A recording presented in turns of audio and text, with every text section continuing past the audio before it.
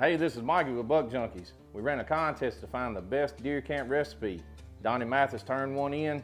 We thought it looked really good. It's called TNT. It's gonna be Dynamite, deer tenderloin and taters. Let me show you how we make it. So we got a tenderloin here we had in the freezer. This is just a half of one. We're gonna cut this up into small chunks real quick.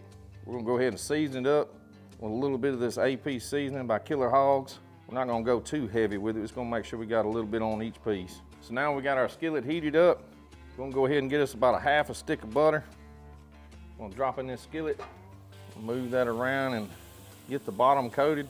And once we got that butter heated up, we're gonna go ahead and drop this deer meat in. We're gonna cook this kind of quick, so it ain't gonna take very long at all. We're gonna flip each piece over so we get an even cook on both sides. It probably ain't been about a minute or two. So these ain't quite done yet, but we're gonna go ahead and pull them off because they're gonna cook a little bit more when we put the dish together. So we got them about a rare to medium rare right now. You can still see a little blood on there.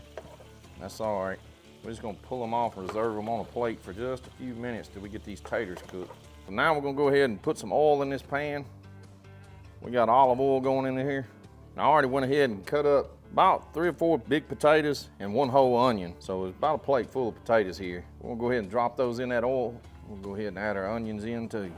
All right, so after they've been cooking for several minutes, I kind of checked one of these taters and I can see it's starting to get brown on the bottom. So we're gonna go ahead and roll them around, stir them up real good. I'm gonna go ahead and season these taters with this Killer Hogs AP. Depending on how salty you want your taters. I like mine a little salty, so I'm gonna do about a medium coat on them taters. We'll let that go a few more minutes. We've had these taters on here about 30 minutes or 45 minutes. I would probably recommend putting a little chicken stock in there and putting a lid on it.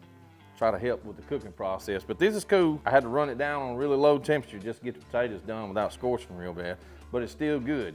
We're still good. So we're just gonna go ahead and finish out the recipe. We got our deer meat that's been sitting over here. Taters and onions are done. I'm gonna go ahead and rake this deer meat in there. This is why you wanna cook it to a rare or medium rare, because it's gonna cook for just a few more minutes right there in those potatoes. All right, we're gonna stir this one more time. We're gonna add some cheese on it. You can shred your own, or you can just buy bag cheese. We got a bag today. We're gonna put the whole bag on there. Make sure it gets all over all of it. All right, well, you're supposed to put a lid on it, but I ain't got a lid for this freaking skillet, so I'm gonna cheat a little bit. I got my oven on broil. I'm gonna stick this in there and let that cheese melt. I'm just gonna leave the door open where I can see it. We had this thing in there just for a few minutes till that cheese started to melt and get a little color on it. Now we're gonna take it over here and set it down and try it. This was the best one that we had turned in. We're gonna see if it is or isn't. Donnie, we appreciate you sending this to us. I'm fixing to try this and see what it's like, Donnie. TNT. Taters and tenderloin. It's hot. That's pretty solid, dude.